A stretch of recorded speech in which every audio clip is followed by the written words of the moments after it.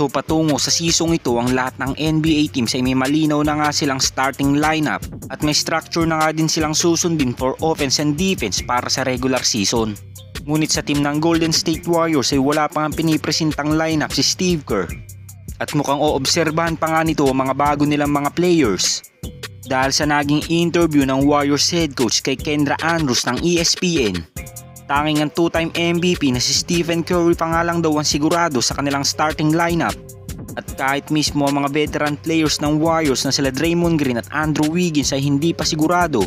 Dahil pag-aaralan pa nga lang daw ng Warriors head coach kung ano ang magiging sistema nila dahil napakaraming mga bagong players na nalagdag sa kanilang lineup. Well, ngayong wala pang ang plano si Steve Kerr sa kanyang mga players, marami naman mga eksperto at mga fans ang dismayado sa paliwanag ng Warriors head coach. Dahil kung sabik nga daw silang makapasok muli sa playoffs, dapat nga daw ay may structure na silang susundin pagpasok pa lamang ng regular season. Kung papala rin man silang makapasok sa postseason, konting adjustment na nga lang ang kanilang gagawin upang hindi na nga sila mahirapan sa mga team na kanilang mga kamatch up. So ngayong wala pang ideya ang Warriors head coach sa kanyang starting lineup, possible nga nating makitang muli ang plano niya last season, kung saan halos lahat nga ng kanyang mga players ay kanyang pinapaikot sa kanyang rotation. At kung sino nga makikita niya magi-step up at makakatulong sa two-time MVP, siguradong ito ang player na madalas niyang gagamitin sa kanilang mga games. So sa senaryo nga ng kanilang starting lineup ay si Stephen Curry pa lamang ang sigurado sa point guard position. At para naman sa shooting guard ay pag-aagawan nga yan ni Brandon Podziemski, Moses Moody, Buddy Hield at Anthony Melton.